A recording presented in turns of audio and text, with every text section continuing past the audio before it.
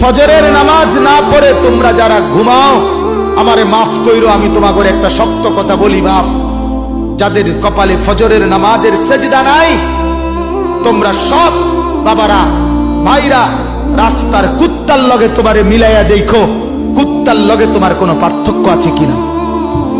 সোজা কথা, কুত্তার সাথে মিলাইয়া দেখো, কুত্তার লগে। ওই জানোয়ার শুধু ঘুমায়, ওই জানোয়ার পেশাব পায়খানা করে, ওই জানোয়ার খাবার খায়, ওই জানোয়ার যৌবনের যৌন চাহিদা পূরণ করে। তুমি জানোয়ার একই রকম, ওই জানোয়ার সেজদা ছাড়া জাগলো, তুমি জানোয়ারও সেজদা ছাড়া জাগলা।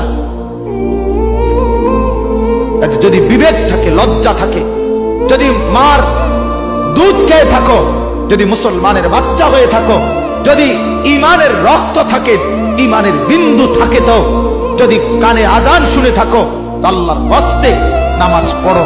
বলো ইনশাআল্লাহ।